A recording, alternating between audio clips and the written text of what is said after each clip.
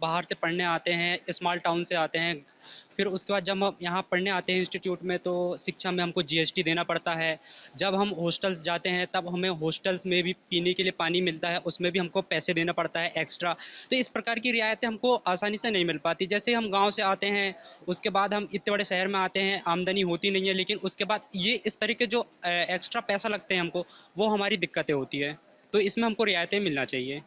हाँ, सबसे पहली उम्मीद तो ये रहती है, जैसा आपने अभी देखा कि जो नीट स्कैम हुए, बहुत सारे बच्चों का करियर बर्बाद होने पे आ गया है, क्योंकि जिनके ज़्यादा नंबर आ रहे हैं 550 650, वो बच्चे फिर अब सोच रहे हैं हम ड्रॉप लेके हम फिर से तैयारी करें या फिर काउंसलिंग का वेट करें। तो ऐसे में मतलब मैं ये चाहूँगी कि अगले साल ये सब चीज़ें ना दोबारा मतलब घटित हो। और जैसे कि मतलब हम यहाँ पढ़ने आते हैं बाहर, तो हमें मतलब रहने पे, खाने पे, सब में जीएसटी लगता है, तो फिर वो मतलब कम किया जाए। और जैसे मान लो अभी काउंसलिंग होगी, तो मतलब जो कॉलेज में जाएंगे बच्चे, कुछ कॉलेज क्या करते हैं, मतलब अधिक ज़्यादा फीस लेके बच्चों को कॉलेज में एडमिशन दिलाते हैं, भ्रष्टाचार ये सब होता है, तो ये सब चीज़ें कम हो। बच्चों के प्लेसमेंट्स नहीं लग पा रहे हैं क्योंकि वहाँ पे कुछ प्रॉब्लम्स आ रही हैं, मतलब जैसे कि वहाँ पे कैंपस सिलेक्शन ही नहीं हो पा रहे हैं।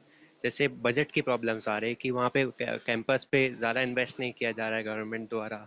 और भी बहुत सारी चीज़ें हैं, मतलब जीएसटी लग रहे हैं, कुछ कुछ बच्चे अफोर्ड नहीं कर पा रहे हैं। जैसे किसी बच्चे का सिलेक्शन हो गया है टीजेई में, बट वो अफोर्ड ही नहीं कर पा रहा है वहाँ की फीस, तो कुछ बच्चों को छोड़ना पड़ रहा है। तो गवर्नमेंट को वहाँ पर भी इन्वेस्ट करना चाहिए, बजट अपने आईआईटीज पे भी लगाना चाहिए। कि इस बार मध्यम वर्ग के लिए थोड़ा संवेदनशीलता दिखाएं। बहुत निचुड़ गया है मध्यम वर्ग, दिया ही दिया है, और जहां लेने की बारी आती है वहां उसके हाथ खाली रह जाते हैं। आयकर की सीमा थोड़ी बढ़ा दें, और नहीं तो आयकर देने वालों को कम से कम ये सुविधा दे दें कि भैया सारे इंश्योरेंस हम कर देंगे, जिस अनुपात में आप इनकम टैक्स दे रहे हैं उस अनुपात में इंश्योरेंस हम दे देते हैं, तो कम से कम इन लाइबिलिटी से हम मुक्त हो जाएं।